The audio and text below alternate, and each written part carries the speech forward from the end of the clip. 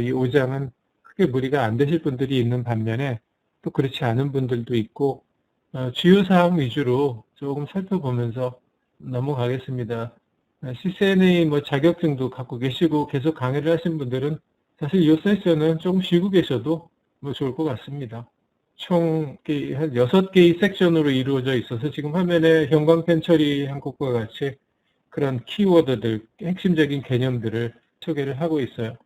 레이어 개념을 기반으로 해서 각각의 계층별로 필요한 핵심 기술들을 아주 전체적인 개념을 잡을 수 있게 잘 정리를 해놓은 그런 챕터입니다. 데브넷 과정이 네트워크에 포커스를 맞춘 과정은 아니지만 요즘은 프로그래밍을 또는 이제 소프트웨어 개발을 하는 사람들도 다 인터넷에 연결된 이제 통신 소프트웨어들을 다 다뤄야 되기 때문에 프로토콜에 대한 것도 이제 알아야 되지 않습니까? 그리고 최소한 어떤 서버 클라이언트의 어떤 그 동작에 문제가 있거나 어떤 서비스가 제대로 이루어지지 않을 경우에 그것이 과연 소프트웨어 문제인지 네트워크의 문제인지 하드웨어 문제인지 어느 정도는 파악을 해야 이 분야에서 그래도 남들보다 조금 더 높은 샐러리를 받고 인정을 받을 수 있지 않겠습니까? 그래서 이 챕터가 그런 목적으로 이 데브넷 과정의 하나의 모듈로 자리를 잡고 있는 것이죠. 이렇게 지금 보시는 것처럼 이와 같은 토픽들로 이루어져 있고요. 방금 언급을 했지만 두말할 나위 없이 네트워크의 최종 사용자, 즉 일반 사용자죠. 물론 서비스를 제공하는 프로바이더도 마찬가지고요. 네트워크가 항상 잘 작동하기를 원할 겁니다. 그래서 네트워크 관리자는 제로데이 시나리오라는 게 있죠. 제로데이 시나리오를 포함해서 네트워크 구성을 자동으로 또는 이제 프로그래밍 방식으로 관리하고 배포하는 그런 방법을 활용할 수가 있습니다. 성능이라는 것은 관점에 관계없이 누구에게나 다 네트워크의 성능이다, 서버의 성능이다, 그런 측면에서의 성능을 지금 말씀드리고 있는데 모든 사람한테 다 중요한 요소입니다. 그렇기 때문에 어떤 자동화라는 어떤 이런 개념도 성능을 향상시키는 데 있어서, 왜냐하면 자동화를 통해 소프트웨어 배포가 빠르게 이루어질 수 있기 때문에 아주 중요한 사항이죠.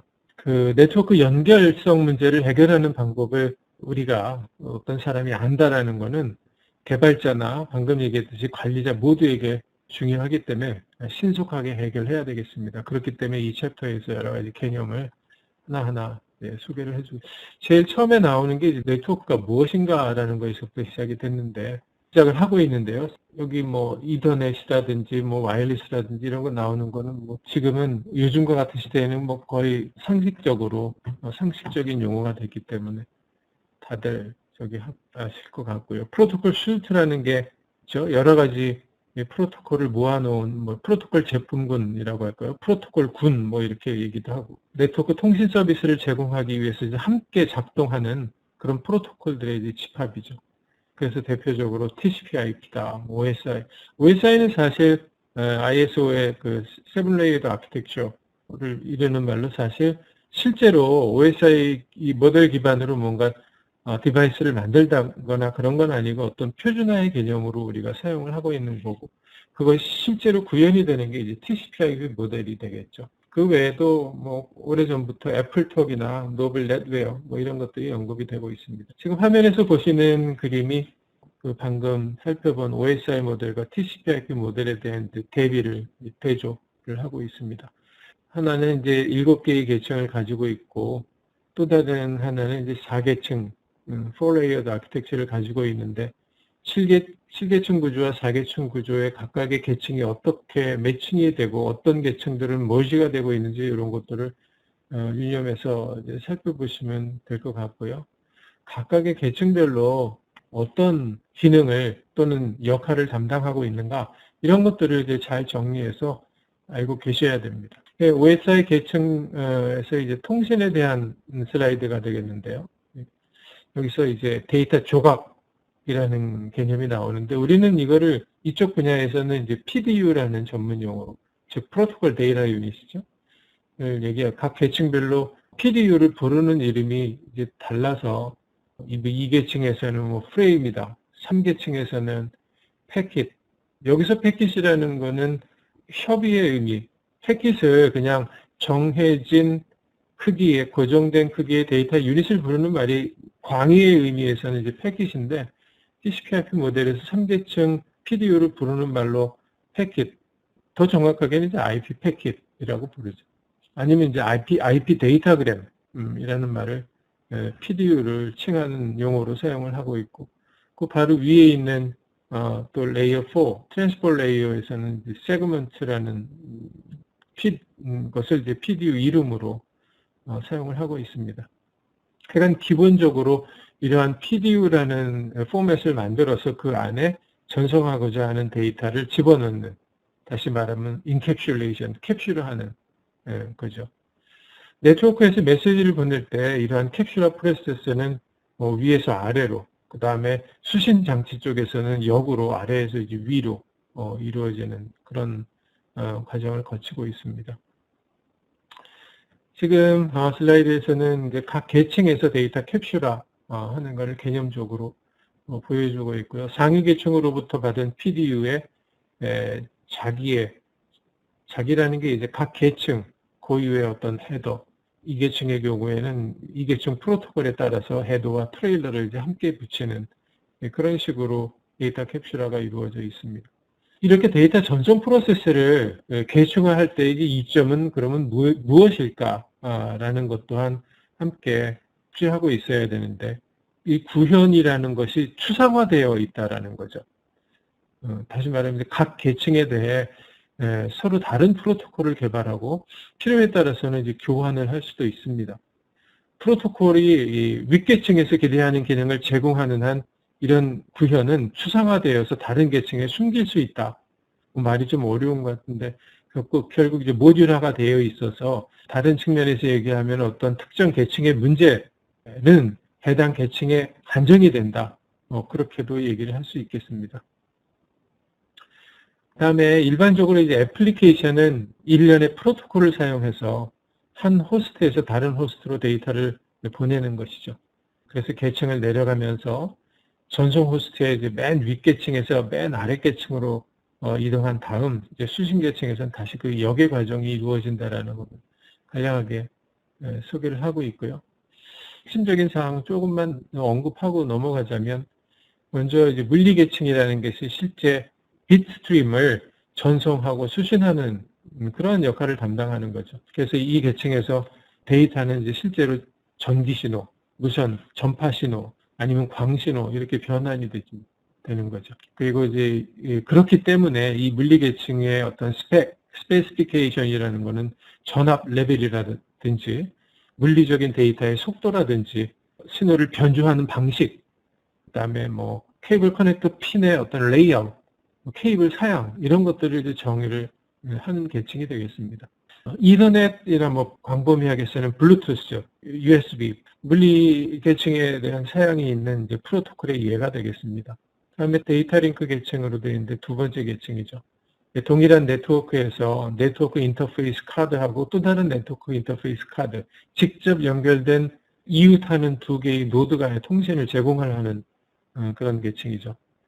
그래서 데이터 링크 계층의 어떤 지정은 연결을 설정하고 종료하기 위한 프로토콜, 그리고 물리적으로 연결된, 조금 전에 직접 연결된 두 개의 노드라고 얘기를 했는데요. 그런 장치 간의, 그런 노드 간의 흐름 제어 같은 거를 이제 정의를 합니다. 대표적으로 이더넷, 그 다음에 무선 랜을 포함하는 IEEE 802 시리즈의 어떤 표준들, 그리고 그런 제품군들이 있는데, 여기서 이 계층은 더 나아가서는 두 개의 서브레이어, 미디엄 액세스 컨트롤이라고 하는 맥 서브레이어하고 위쪽에 있는 로지컬 링크 컨트롤이라는 LLC 계층으로 나뉩니다. 맥은 실제로 네트워크 장치가 전송 매체에 액세스하고 데이터를 전송할 수 있는 어떤 권한을 넣는 방법을 제어하는 그런 기술이 되겠고요. 그 다음에 LLC 서브레이어 같은 경우에는 네트워크 계층의 프로토콜, 에 대해서 오류 검사, 그 다음에 프레임 동기화를 식별하고, 캡슐화 하는 그런 역할들을 담당하고 있습니다. 다음으로 3계층은 네트워크 레이어라고 되어 있죠. 이거는 최종 장치가 네트워크를 통해서 최종 장치를 하면 사용자 장치. 사용자 장치들이 네트워크를 통해 데이터를 교환할 수 있도록 주소, 어드레싱 하고 이제 라우팅 서비스를 이제 제공하는 겁니다.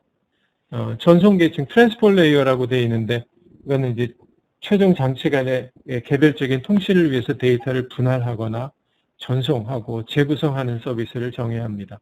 이 계층에서는 다들 들어보신 전송 제어 프로토콜은 이제 TCP하고 데이터그램 프로토콜인 UDP의 두 가지 프로토콜이 존재합니다. 세션 계층, 세션 레이어라고 있는 세션 계층은 이제 응용 프로그램이 두 호스트 간에 세션을 설정하는 메커니즘을 제공하는 거죠, 말 그대로. 이러한 종단 간 세션을 통해서 이제 다양한 서비스를 우리가 제공을 할 수 있는데, 세션 계층 기능 중에 이제 데이터를 전송할 차례를 트래킹하거나 두 개의 통신하고자 하는 두 개의 어떤 장치가 동시에 동일한 작업을 수행하지 않도록 하고 통신 과정에서 발생한 어떤 실패, 전송 실패가 있다면 그 실패한 전송을 선택하고 전송을 종료하게끔 하는 그런 메커니즘까지 가지고 있어요. 이 세션 계층은 원격 프로시저 줄 RPC, 리모트 프로시저 콜이라는 거죠. 사용하는 애플리케이션에서는 명시적으로 구현이 됩니다. 그러나 또 다른 애플리케이션에서는 일반적으로 애플리케이션 레이어라고 하는 거에 한꺼번에 묶어서 이제 구현을 하는 것이 일반적이고요. 프레젠테이션 레이어는 말 그대로 컨텍스트를 지정하기 위한 계층이죠. 데이터의 포맷, 압축 여부, 형식 이런 것들을 정의하는 겁니다. 마지막으로 애플리케이션 계층이죠. 말 그대로 여러 개의 그 사용자 애플리케이션을 위치하는 계층. 널리 사용되는 우리 애플리케이션 프로토콜 중에 하나가 HTTP와 보안이 기능이 이제 포함된 HTTPS입니다. 그리고 응용 프로그램 계층에서 동작하는 프로토콜의 이제 또 다른 예로 호스트 간의 파일을 전송하는 FTP, 그리고 호스트의 IP 주소를 동적으로 할당하는 DHCP 이런 것들이 있습니다. 간략하게 이 7계층 구조를 기반으로 해서 각 계층의 역할을 살펴보았고요. 다음으로 이제 계층화된 모델에서 데이터의 어떤 흐름에 대한 슬라이드인데요. 최종 사용자 장치는 계층의 이제 전체 스택에 대한 프로토콜을 구현합니다. 그래서 네트워크 액세스 계층, 이쪽 그림에서 이제 링크로 표시된 곳인데 최종 장치가 연결된 로컬 네트워크 연결해서 동작을 합니다. 그래서 동일한 네트워크의 한 NIC 네트워크 카드, 그래서 이웃한 다른 NIC로 프레임이라고 하는 PDU를 직접 전송하는 그런 작업을 처리합니다. 바로 그 스위치, 더 정확하게는 이더넷 스위치라는 게 이 계층에서 동작하는 장치가 되겠습니다. 다음에는 라우터가 가지고 있는 어떤 몇 가지 플레인에 대한 건데요. 매니지먼트 플레인, 컨트롤 플레인, 데이터 플레인 이런 것들이 있습니다. 이 매니지먼트 플레인은 네트워크 장치 자체로 향하는 트래픽을 관리하는 그런 플레인이죠. 예를 들어서 Secure Shell, SSH 또는 SNMP, Simple Network Management Protocol 등이 이 매니지먼트 플레인에 해당하는 프로토콜이 되겠습니다. 두 번째로 컨트롤 플레인이 있는데요. 네트워크 인프라의 기능을 유지하는 데 필요한 트래픽을 처리하는 플레인이 되겠습니다. 여기서는 이제 라우팅 프로토콜, OSPF, BGP, EIGRP와 같은 네트워크 장치 간의 이제 애플리케이션 및 통신 프로토콜로 구성이 된다고 할 수 있습니다. 그리고 이 컨트롤 플레인은 소프트웨어적으로 데이터를 처리합니다.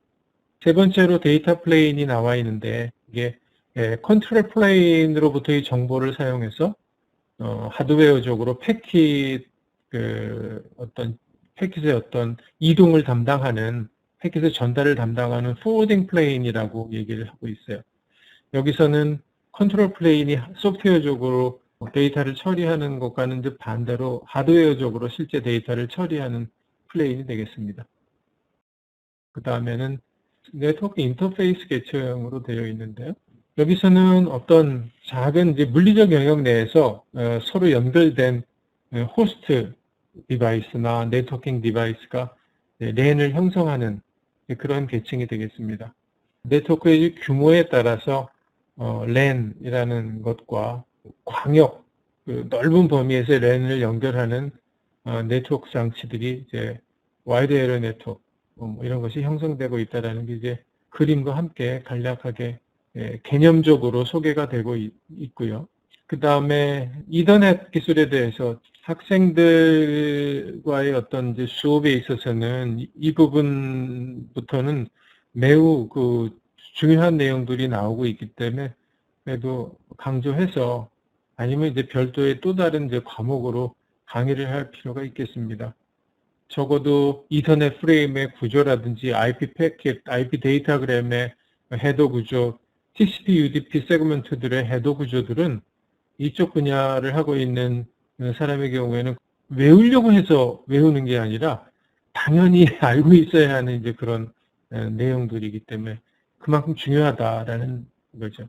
이더넷 프레임 구조가 크게 프리엠블이라는 것과 FCS, 프레임 오류를 검사하는 FCS라는 트레일러를 앞뒤에 두고 프레임의 시작점으로부터 출발지 장치와 목적지 장치의 맥 어드레스, 그 다음에 데이터 유형, 그리고 실제 데이터가 인캡슐레이션 되는 그런 형태로 되고 있습니다. 그 다음에 맥 어드레스에 대한 설명이 장황하게 나와 있는데 맥 주소에 대한 기본적인 거이기 때문에 넘어가도록 하겠습니다.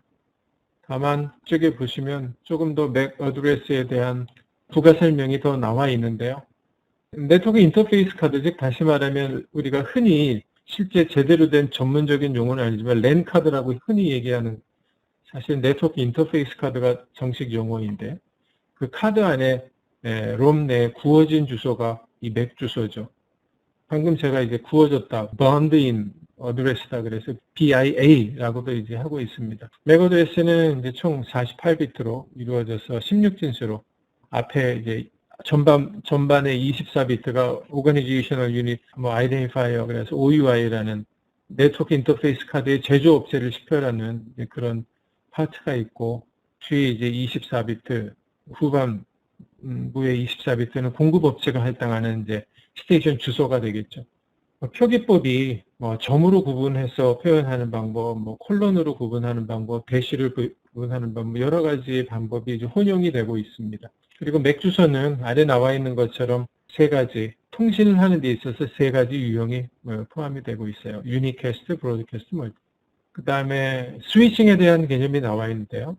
스위치 내에 메모리에 갖고 있는 맥 어드레스 테이블 또는 이제 컨텐트 어드레서블 메모리라고도 하죠. 스캠 내에 저장이 되어 있는 맥 어드레스 테이블을 이용을 해서 프레임을 어디에서 어디로, 어느 포트에서 어떤 프레임이 들어왔는데 목적지가 어디니까 어느 포트로 내보내야 되겠다. 이런 것을 바로 스위칭이라고 하는 건데, 스위칭을 빠르게 할 수 있게끔 하고 있습니다. 그 다음에는 이제 버추얼랜에 대한 개념이 나옵니다. 버추얼랜이 또 갑자기 나온 이유, 갑자기 나왔다기보다는 지금 계속 네트워크 인터페이스 레이어에 대해서 소개를 하고 있고, 이것이 기본적으로 스위치에서 제공이 되는 대표적인 기술 중에 또 하나이기 때문에 소개가 되어 있습니다. VLAN은 기본적으로 여러 대의 많은 스위치들 간에 서로 다른 레이어 2 브로드캐스트 도메인을 분할하는데 이제 사용을 하고 있죠. 논리적으로 분할하는데 사용하고 있습니다. 그래서 이제 실제로 물리적으로는 여러 다른 랜 세그멘트에 있는 경우에 마치 VLAN으로 엮어지면 동일한 와이어에, 즉 다시 말하면 동일한 네트워크에 서로 연결되어 있는 것처럼 통신하도록 이렇게 장치들을 그룹화하고 있습니다. 랜은 물리적으로 장치를 연결하는 게 아니라 논리적 연결을 기반으로 하기 때문에 그 유연성이 이제 매우 뛰어나다고 할 수 있습니다. VLAN에 대한 소개가 좀 더 자세하게 나와 있는데요. 보시고 아래쪽 표에는 실제 VLAN에서 사용하는 VLAN 번호라는 것에 0에서 4094까지 각 영역별로 어떤 용도로 사용이 되는 그런 건지 나와 있으니까 참고하시면 될 것 같고요.